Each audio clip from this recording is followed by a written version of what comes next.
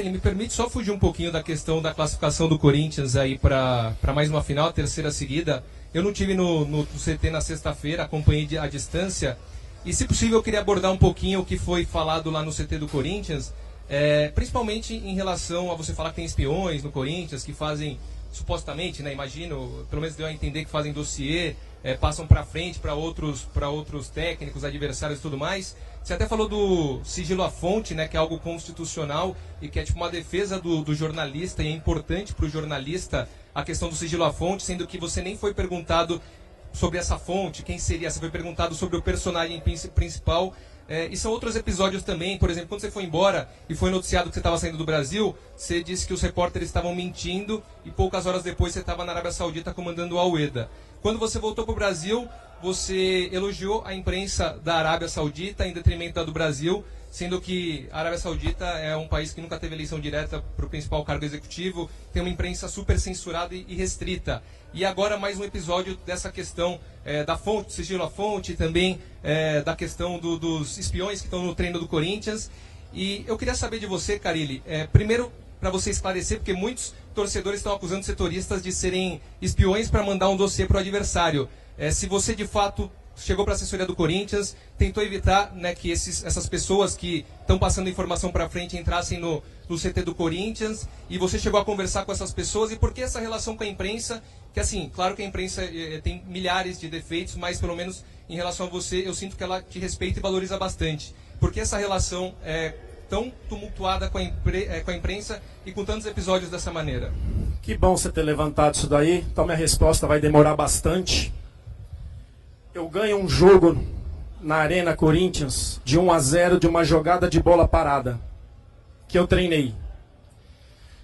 E o técnico adversário, meu amigo, fiz questão de ir no vestiário cumprimentar. Ele falou assim pra mim: é fogo perder o jogo de 1-0 de uma bola que eu sabia. Mas como você sabia? Ele falou: fique esperto. Passaram.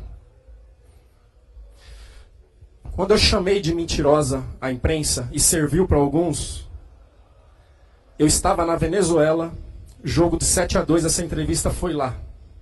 No dia do jogo, teve setoristas que falou que eu já estava certo com o Hilal por 1,5 milhão por mês e que o Rodriguinho já estava contratado.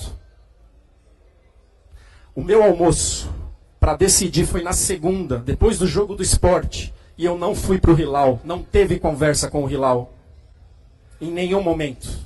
A minha conversa, chegou uma proposta no domingo, no dia do jogo contra o Sport, meu empresário falou assim: Paulo Pitombeira, preciso almoçar com você na segunda. Por que soltaram na quarta que eu já ia ganhar 1,5 milhão por mês no Hilal e que o Rodriguinho já estava contratado? A quem falou? Uma fonte. Então, é difícil, cara. A gente já vive num país cheio de problemas, cheio de mentira, e levam para o torcedor muita coisa que não tem. Eu acertei a minha ida para a Arábia Saudita para o Al-Ueda, não para o Hilal, na segunda. Na quarta anterior foi noticiado que eu estava certo com o Hilal por 1,5 milhão por mês e que o Rodriguinho já estava contratado. De onde saiu isso? Mas, Carille, tem uma questão que deve ser levantada, que é a seguinte: se uma pessoa cravou a sua saída para o Al-Hilal ou para o Al-Ueda antes de você assinar o contrato, não quer dizer que a imprensa, de um modo geral, tenha feito isso. Muitas pessoas noticiaram, e até foi confirmado por uma pessoa da sua família, que você negociava. Você negociava. Se uma pessoa cravou e você tomar isso como a imprensa inteira e como muitas vezes você vem fazendo, outra questão: um técnico falou que alguém mandou, toma cuidado, e aí você concluiu que foi um setorista que acompanha o dia a dia do Corinthians. Porque isso acontece. É isso que vem? Né? Isso que vem. Mas por que você está tão incomodado? É você um deles? Não sou eu um deles. Porque o tempo que vocês perdem, o tempo que vocês perdem para ficar com fontes, por que vocês não vão atrás? Porque, Carille, nas redes sociais, por exemplo, na rua, quando te param, acusam o setorista do Corinthians, porque você jogou no ar. Então, por exemplo, eu não fiz isso, mas eu fui acusado nas redes sociais. Que bom. E acusado.